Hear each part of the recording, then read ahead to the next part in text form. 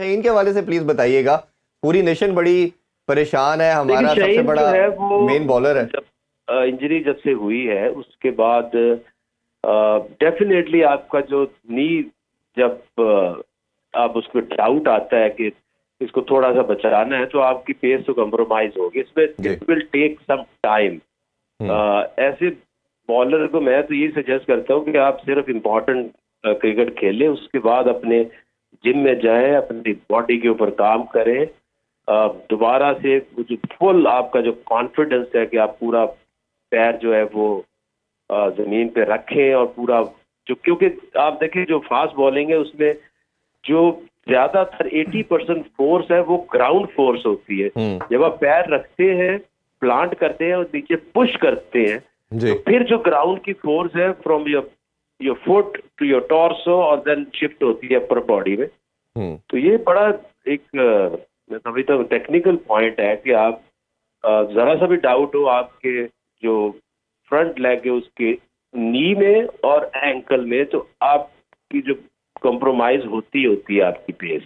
अच्छा आकिब भाई, पहले मैच में हमने देखा खुरम शहजाद भी इंजर हो गए हैं, फहीम की परफॉर्मेंस भी कोई बहुत अच्छी नहीं रही, तो अब नेक्स्ट मैच में क्या बॉलिंग कॉम्बिनेशन होना चाहिए? क्या स्पिनर को खिलाना चाहिए या इसी तरह जिस तरह 4 पेसर्स हैं उसी तरह जाना चाहिए, हसन अली और मीर हमजा दोनों को खिलाना चाहिए? तो इस हवाले से सर आपकी क्या राय है? मैं तो हैरान हूँ कि आप एक टेस्ट मैच में गए हैं जहां आपके पास ऑफ स्पिनर आपने पाकिस्तान से बुला के उसको बाहर बिठा दिया। ये सोचते नहीं है, ये पीछे जाके देखते नहीं है कि ऑस्ट्रेलियन जो है हमेशा से जो ऑफ स्पिनर के अगेंस्ट ये हमेशा वीक रहे।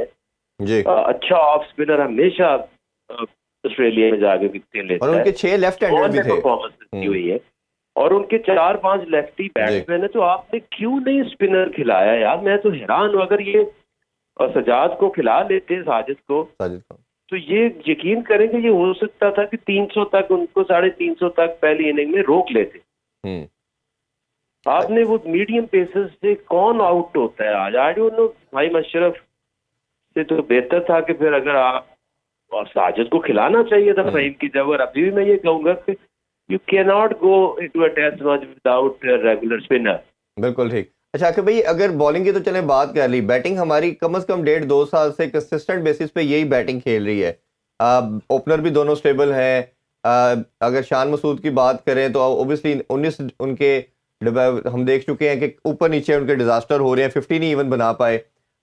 बाबर का चौथा नंबर फिक्स है, साउथ शकील भी 1.5 साल से कंटिन्यूसली इसी नंबर पे 5वें पे, और इसी तरह साउथ शकील के साथ सलमान अली आगा भी खेल रहे हैं। तो ये बैटिंग हमारी कांस्टेंट बेसिस पे खेल रही है। बट अगर आप देखें पहली इनिंग्स के अंदर 104 ओवर खेले और ऑस्ट्रेलिया से हमने कम से कम 200 कम रन्स बनाए।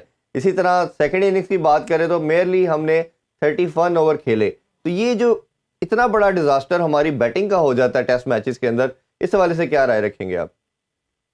देखिए उसमें अगर आप सारे अपनी बैटिंग लाइनअप के टेस्ट मैचेस अगर गिन लेना और उनकी देख लेंगे इनकी साउथ अफ्रीका में या ऑस्ट्रेलिया में या इंग्लैंड में कितने टूर्स हैं, कितनी परफॉर्मेंसेज हैं, तो आपको समझ आ जाएगी। सरफराज को आपने श्रीलंका में खिलाया, पाकिस्तान में खिलाया और आपने ये सोचा कि ये 36 ईयर्स एज में जाकर ये तेज और बाउंसियर ट्रैक के ऊपर ये परफॉर्म करेंगे।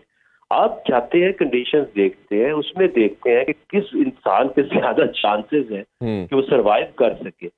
असल में ये दूसरी इनिंग में तो सारा ये डर के आउट हुए, क्योंकि जब ये पहली इनिंग थी तो उसमें ऑस्ट्रेलिया में होता है ऐसे है कि वो क्रैक से आहिस्ता आहिस्ता खुलना शुरू होते हैं। तो शुरू में तो ये नॉर्मल बॉलिंग आ रही थी, ये खेलते गए, ओपनिंग स्टैंड भी इतना अच्छा मिल गया। लेकिन जब ये सेकंड इनिंग आई, अगर आप देखें तो जो ऑड बॉल बाबर को भी हो रहे थे, ही वाज लाइक नोवेयर कि क्या करे वो। अब उनको ये इसका समझ नहीं आ रही थी कि अगर मैं पिच के ऊपर स्टे करूंगा तो एक बॉल क्रैक में पड़ी तो मुझे ले जाएगी। उसने कोशिश की, मैं थोड़ा सा जरा जो बॉल मुझे मिलती है उसको जरा मैं बॉल के पीछे जाना शुरू किया जी। बट उसके लिए फिर आपको बेखौफ होके खेलना पड़ता है और ऑल ऑफ अ सडन आप अपनी गेम को चेंज नहीं कर पाते। टेक्निकली अगर आप देखें तो इनकी जो बैटिंग का स्टाइल है, अगर दोनों टीमें एक तरह की ओवर खेलें और एक तरह की बैटिंग करें तो वो फिर भी इनसे 150 रन आ गए हैं।